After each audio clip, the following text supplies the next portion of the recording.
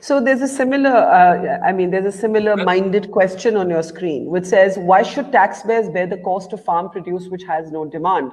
I bring it up because there is a countervailing argument, and it does get space in the media, and there are people who are not experts and who would be confused by it, who would look at these farm laws as an economic reform. And the government is repeatedly saying, we're getting rid of the middlemen. We're actually giving you the right to go to the market and directly sell your wares. And all we're doing is getting rid of touts. Well, the new touts will be wearing Gucci's and Armani. Okay? And the new touts will hire 3 out of every 10 of the old touts. The old middlemen will become a quarterman and use the same people, because Mukesh Bhai and Adani Bhai are not going to go to those markets and collect and organize them. They're going to use the old systems, the old feudal systems. They're going to use the already existing sahukars and money lenders, but maybe 3 out of 10 will find a place in that. Second, why, taxpayers, oh man, you think that farmers don't pay taxes. What you're talking about is direct income tax. By the way, farmers pay taxes in a very regressive way, and farmers subsidize you, my friend. They subsidize the food you eat.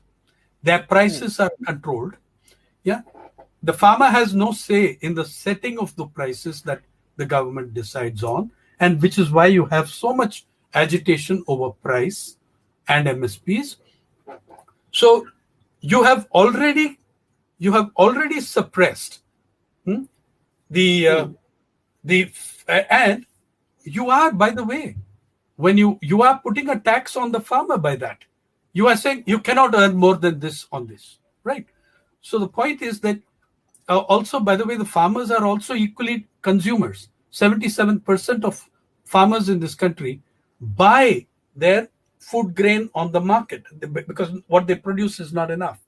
Therefore, you have governments that you have if you have a civilized system, you have to make the National Food Security Act universal, not restricted to 67%.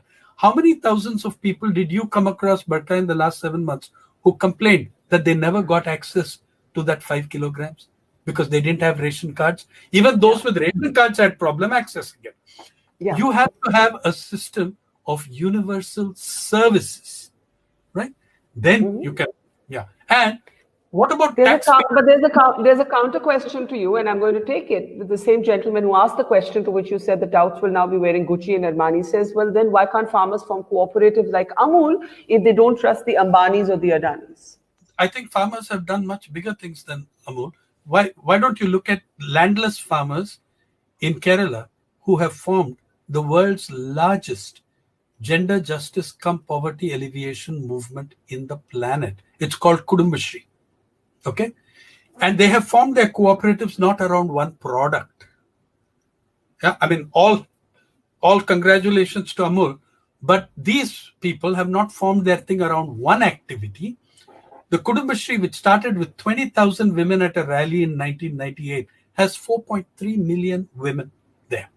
Second, it is based on cooperatives of a very radical sort. All the members of the cooperative, they're not like Maharashtra's cooperatives, Khandan cooperatives, where you'll have 15,000 members and two rival families controlling the co-op. Now, out of these 4.3 million women, many are, they run garages, they do highway repairs, but 70,000 cooperatives, collectives, I prefer the word, are in the agricultural sector. These are landless women working on leased land. They're the only ones I have seen in 30 years making profits consistently because of working as collectives. And he can call them cooperatives, that's fine. And the only time that they have been smashed is in the last 2 years because of climate change and the devastating floods in Kerala. So you have plenty of examples. You can try Amul, Kudumbashri is the largest such movement in the world.